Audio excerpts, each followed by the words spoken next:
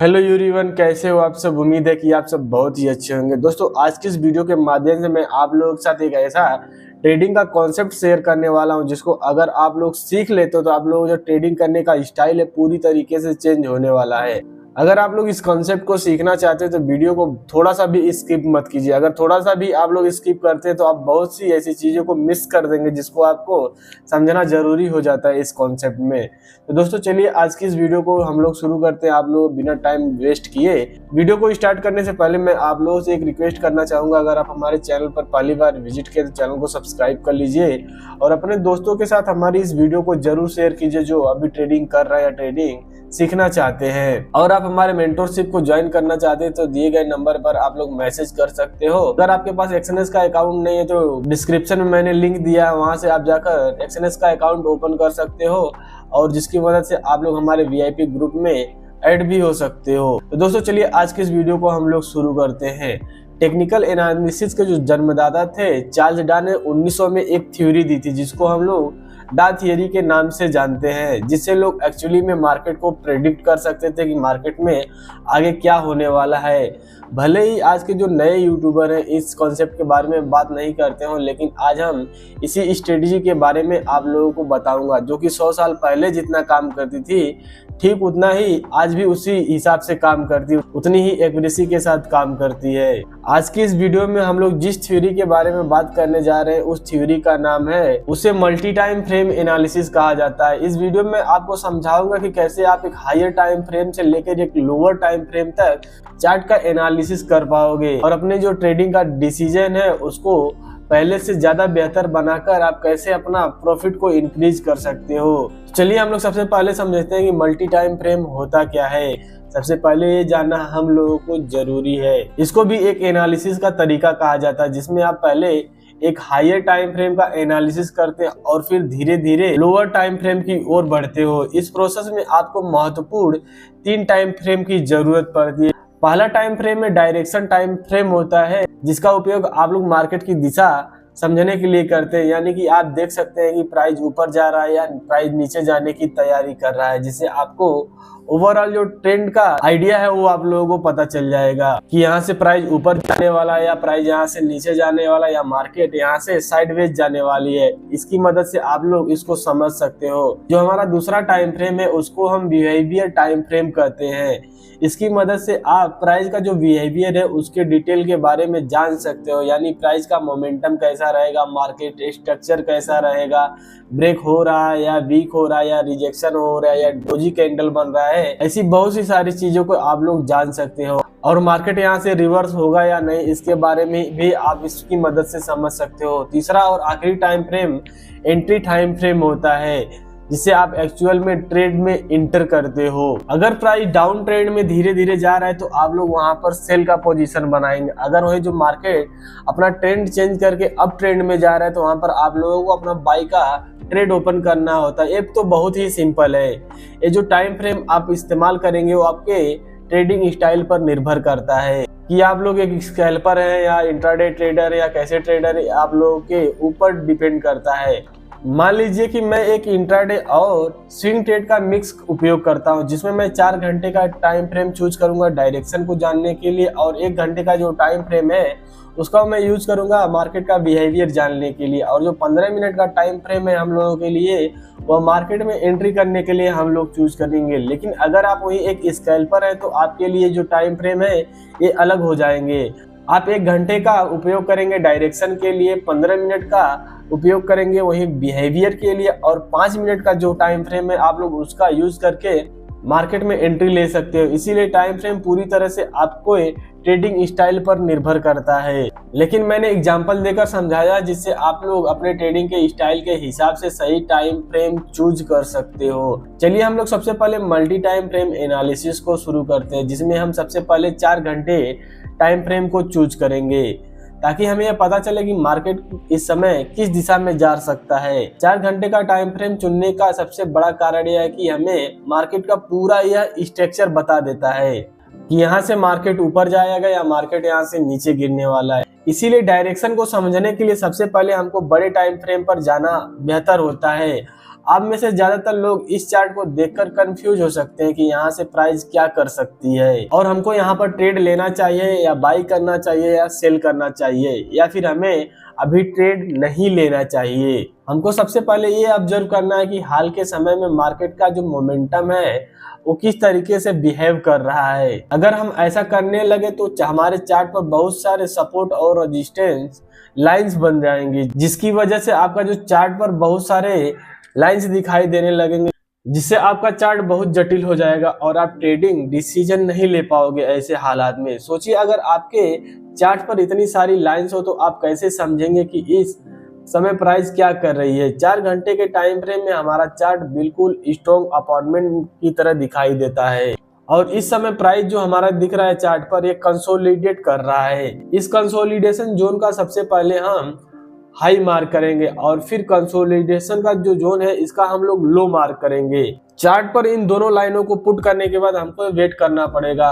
सबसे पहले हम लोग मार्केट को यह डिसाइड करने देंगे कि वह किस दिशा में जाना चाहता है। इस समय मार्केट दोनों तरफ जा सकती है, अप भी जा सकती है, डाउन भी जा सकती है, क्योंकि यहाँ पर जिन लोगों जो नए ट्रेडर घुसे रहते हैं वो अपना एंट्री बना के रखते हैं। अगर वो नीचे से बाई कर रहे हैं तो नीचे उन लोगों का स्टॉप लॉस होगा, अगर वहीं ऊपर से सेल कर रहे हैं तो ऊपर उन लोगों का स्टॉप लॉस होगा, जहां पर बहुत सारी लिक्विडिटी बन जाती है। इसीलिए मार्केट किसी भी दिशा में जा सकती है।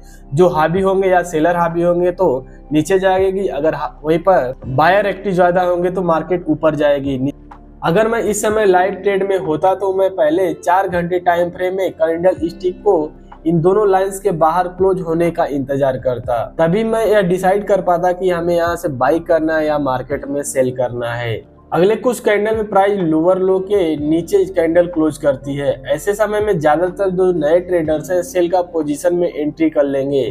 मैं चाहता हूं कि आप लोग थोड़ा ध्यान से देखें कि इसके बाद प्राइस क्या करती है। अगले ही कैंडल में एक बड़ी ग्रीन बुलिश कैंडल बन जाती है। अब जो मैं आपको बताने वाला हूं उसे आप लोग थोड़ा ध्यान से सुनिए, क्योंकि ये जो चीज है आपकी ट्रेडिंग का स्टाइल में हमेशा के लिए बदलाव ला सकती है। मैं आपको एक सीक्रेट टिप दे रहा हूं बिल्कुल फ्री में, जिसको आप लोगों को ध्यान से सीखना होगा। अभी चार्ट 4 घंटे के टाइम फ्रेम है और हम देख सकते हैं कि ये एक स्ट्रॉन्ग अप ट्रेंड है, लेकिन जैसे ही हम चार्ट्स को 1 घंटे के टाइम फ्रेम में बदलेंगे तो हमें दिखता है कि प्राइस धीरे धीरे नीचे की तरफ जा रही है। और जब हम 1 घंटे के टाइम फ्रेम को 15 मिनट के टाइम फ्रेम में शिफ्ट करते हैं तो हमें चार्ट्स पर एक स्ट्रॉन्ग डाउन ट्रेंड दिखाई देता है। ये बात तो आपको कंफ्यूज कर सकती है कि 4 घंटे के टाइम फ्रेम में तो मार्केट अप ट्रेंड में दिखाई दे रहा है, लेकिन 1 घंटे और 15 मिनट के टाइम फ्रेम पे जो हमारा मार्केट है वह डाउन ट्रेंड में शो कर रहा है। तो ऐसे में हम लोग करेंगे क्या, किस दिशा में हम लोग अपना ट्रेड ओपन करेंगे, चलिए इसको मैं आप लोगों को समझाता हूँ। जब वही प्राइस जो हमारी ये 4 घंटे के टाइम फ्रेम में थी तो लास्ट कुछ कैंडल्स में प्राइस रिट्रेसमेंट और पुल बैक ले रही थी।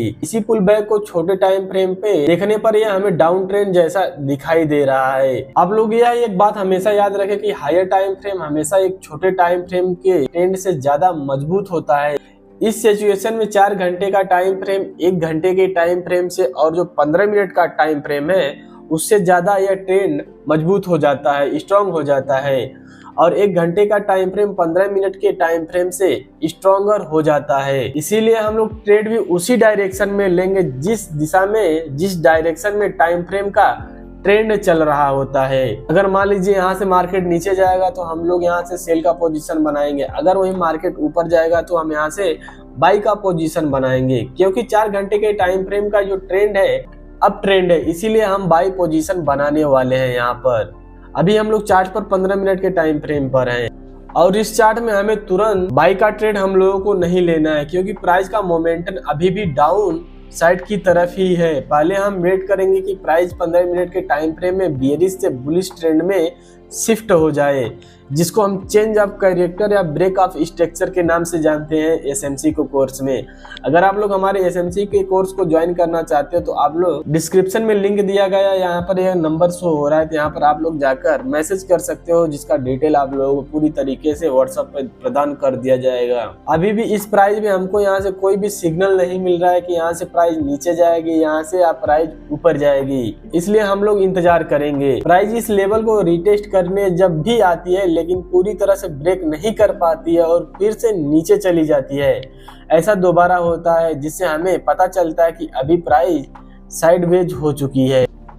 इस समय बाई का पोजीशन में एंट्री करने के लिए यह जरूरी है कि प्राइस इस लेवल के ऊपर क्लोज होकर एक अप ट्रेंड का एक स्ट्रक्चर बना ले।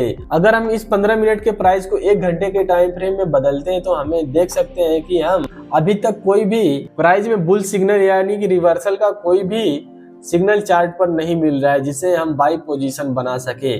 अगले कुछ कैंडल में प्राइस लास्ट स्विंग के लो तक जाती है और उस पार्टिकुलर लेवल से एक स्ट्रॉन्ग रिजेक्शन लेकर ऊपर की तरफ धीरे धीरे बढ़ना शुरू कर देती है जिससे एक ग्रीन बुलिश कैंडल बनती है। प्राइस ने ट्रेंड लाइन को ब्रेक कर दिया है, यहाँ से अपना चेंज ऑफ कैरेक्टर का जो लेवल है उसको बना लिया, लेकिन हमें 1 घंटे के टाइम फ्रेम पर ट्रेड एंट्री नहीं करना है, इसीलिए हम अपने चार्ट्स को 15 मिनट के टाइम फ्रेम में बदलेंगे। अब हम कह सकते हैं कि मोमेंटम डाउन ट्रेंड से शिफ्ट होकर अब अप ट्रेंड में शिफ्ट हो चुका है और इस समय 15 मिनट के चार्ट पर हमारा जो मोमेंटम है अप साइड में है। 1 घंटे के टाइम में भी मोमेंटम अप साइड है और आखिरकार 4 घंटे के टाइम फ्रेम में भी हमारा जो मोमेंटम है वो भी अप साइड में है। जब इन तीनों टाइम फ्रेम में मोमेंटम एक ही दिशा में होती तब समझ जाओ कि आपका सेटअप अब बनकर रेडी हो चुका है। हमेशा आप लोग ये याद रखें कि कभी भी जल्दीबाजी से ट्रेड नहीं लेना चाहिए। अगर आप लोग ऐसा करते हैं तो आप लोग कभी भी प्रॉफिट नहीं कर सकते हो और आपका जो